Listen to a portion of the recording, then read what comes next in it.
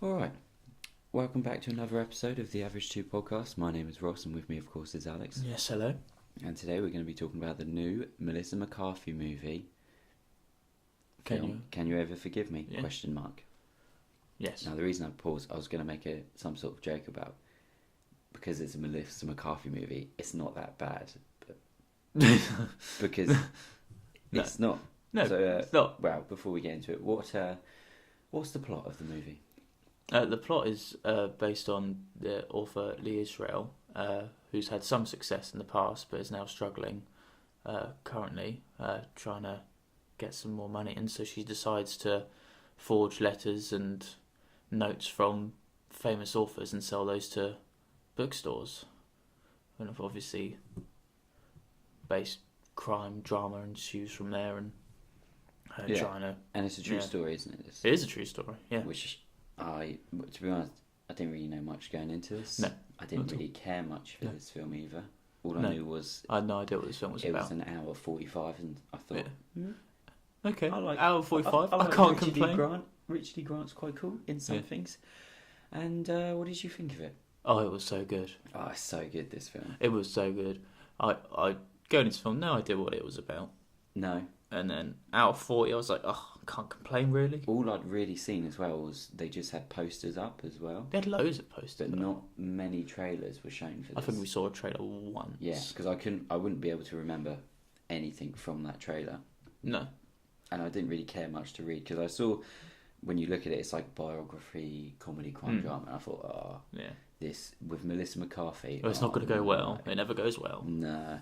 And then it was around the kind of Oscars season, well, when they announced the nominations, I saw Mellisa McCarthy, I thought, all right, what's going on here then? What's going on Could here? you pause there for a second? Because Mellisa McCarthy, if she imagine if she actually won an Oscar.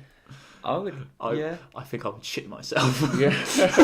I would love it. I would love to see her win an Oscar. Could you imagine Mellisa McCarthy winning an Oscar? Just that little square of where her face is just lighting up. My God. Everyone looking around. Yeah, just everyone doesn't expect her to win. No, and exactly. then she suddenly does. And I don't think at the moment she would be the favourite to win. No. I would love her to win because it's a great film. Yeah, but whether or not she will, and the same with Richard D. Grant is also in this. He plays Jack Hawk, who is he becomes sort of a friend and a bit of a partner business partner with Mellisa McCarthy.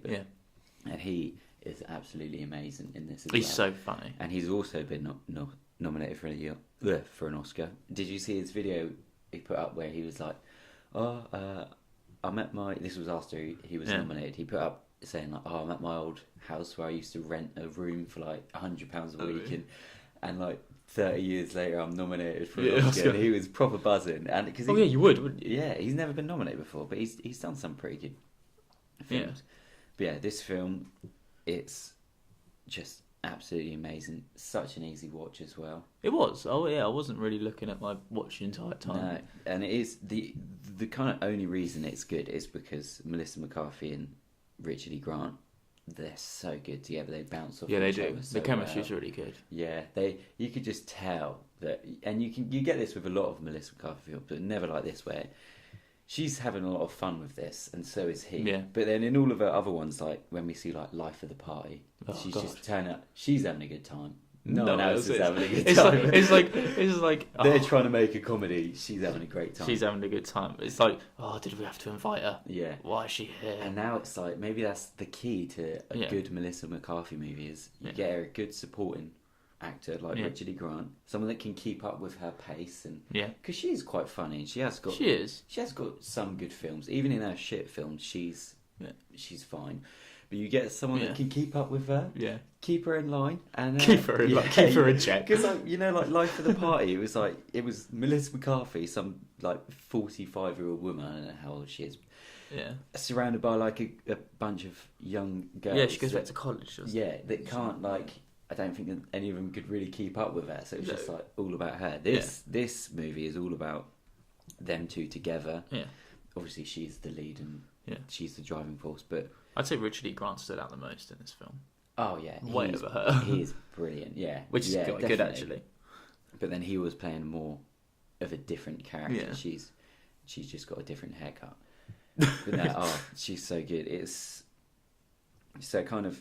It starts off, she's a struggling writer. Yeah. There will be full spoilers, by the way, for this. Yes. So she's a struggling writer. She can't get any more book advances because she's a bit of a twat. No one likes her. She is. She's had one successful biography. I didn't really I think know too much about it. I think she had one successful biography about something. About a character. Yeah. And then she's trying to get this other biography done, but her agent doesn't want to fund it because she doesn't think anyone will care. Yeah. And so she finds a letter.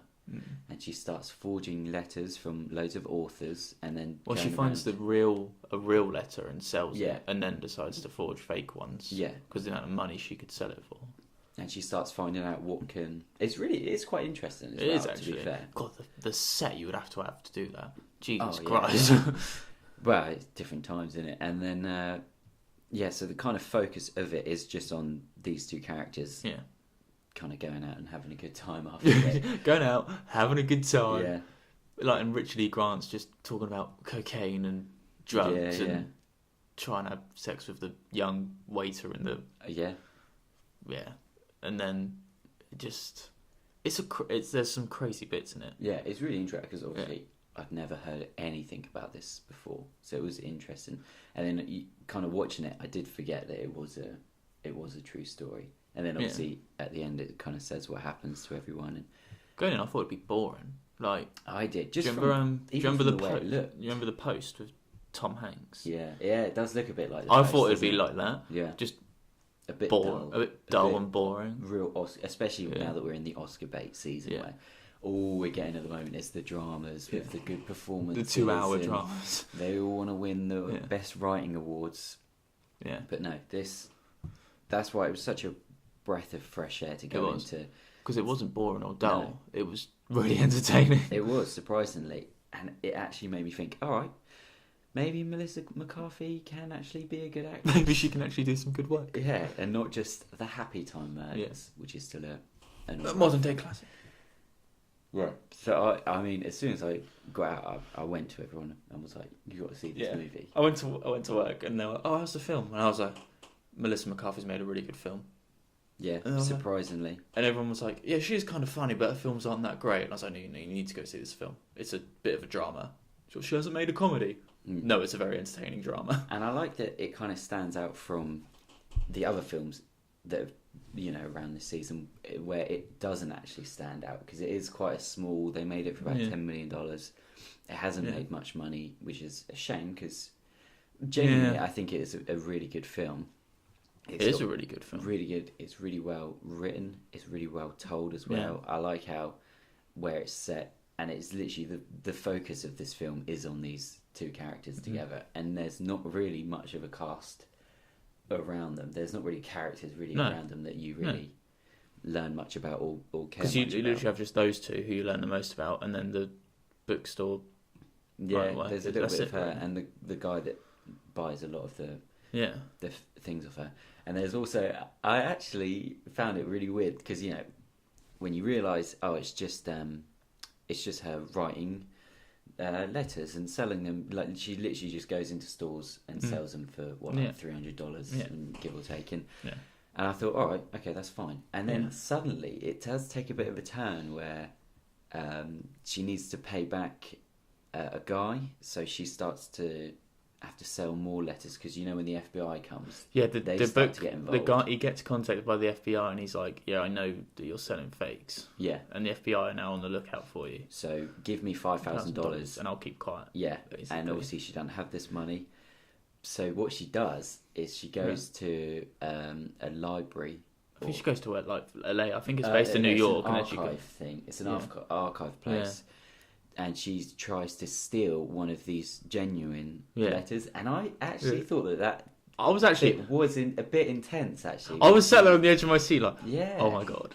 I did actually think, all right, this is taking a turn, because what can you do? You can't just have an hour of her buying and selling. Then a stake of she's stealing. Yeah, and now it actually felt for that like 10-15 minutes, it actually felt like a bit of a heist movie, because she looks at the letter.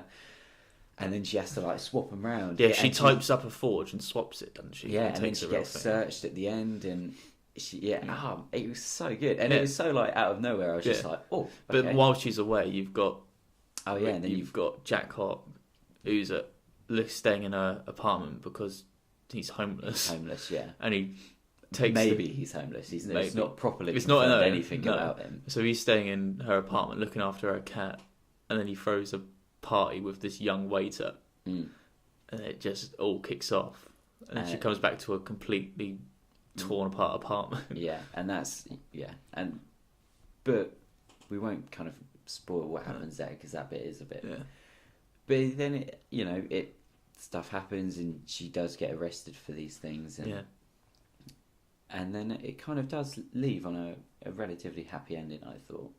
Yeah, because it does actually. They become friends again, and it's a bit of a falling out. And I didn't actually think it would when you see, and I think in the trailer it does have her in court, and you kind of just think like, well, she's done all these crimes, she's gonna go to prison, that's gonna be it. Yeah, I thought she would have gone to prison. Yeah, I thought she got like 5 years probation or something, and then and community service and But no, really, really great movie. It was really entertaining. Them two, I would absolutely love it if Mellisa McCarthy won an Oscar. I don't think she will. No, I can't really say that only because I can only say that because I haven't seen the other films that have been nominated. No. I reckon it will be that Regina King for that If Beale Street Could Talk. Oh yeah, but I'm not sure if she's the lead actress. I can't remember. But I don't know shit. I think where this movie's too small, I don't think it will win an Oscar. No. However, if Richard E. Grant won the Oscar, I would absolutely Could you imagine? love that. Yeah. I would fucking love that if he won this. He fully deserves it. I can't remember off the top of my head who else is nominated, but... No. It would be great if one of them won it. Yeah, innit? Just give this film some recognition. Please, because it deserves it. It was so good. It's going to be up there.